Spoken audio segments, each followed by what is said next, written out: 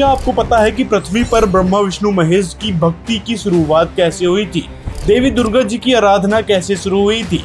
तो इसके बारे में कबीर सागर के अध्याय अम्बु सागर के पृष्ठ 15 पर कबीर परमेश्वर जी ने बताया है कि हे धर्मदास, अनुमान युग में अविद्या यानी दुर्गा देवी अपनी पुत्रियों के साथ गुप्त द्वीप में रहती थी। अब काल की कला और छल को तुझे बताता हूँ। सर्वप्रथम इन्होंने अपने पुत्र ब्रह्मा को 4 वेद दिए। उसको पढ़कर ब्रह्मा ने अपने अनुभव से पुराण ज्ञान अपने ऋषियों यानी वंशजों को सुनाया।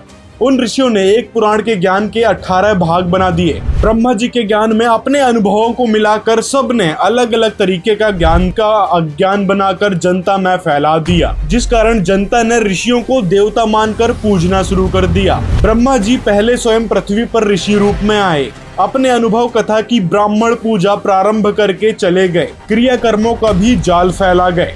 फिर विष्णु जी आए। विष्णु जी ने तुलसी काष्ठ की माला, जति सती त्यागी सन्यासी पंथ चलाया। विष्णु जी का सुमरण करें, विष्णु जी को अविनाशी बताया। और फिर शिव जी जगत में आए यानी इस धरती पर आए। उन्होंने भिक्षुक पंथ चला दिया, जिसमें गिरिपुरी, नागा, नाथ, चारों शंकराचार्य आदि आदि शिव जी की पुजारी हैं। फिर सर्व संसार इन तीनों देवताओं की पूजा करने लगा। आगे फिर कबीर साहब जी ने इसी कबीर सागर में बताया है कि उस समय देवी दुर्गा जी को कोई याद नहीं करता था। तब देवी दुर्गा जी ने देखा कि ये तीनों देवता और ब्राह्मण अपनी अपनी पूजा करवाने लगे, मुझे तो याद ही नहीं कर रहा कोई। तब उन्होंने 3 पुत्री जन्मी।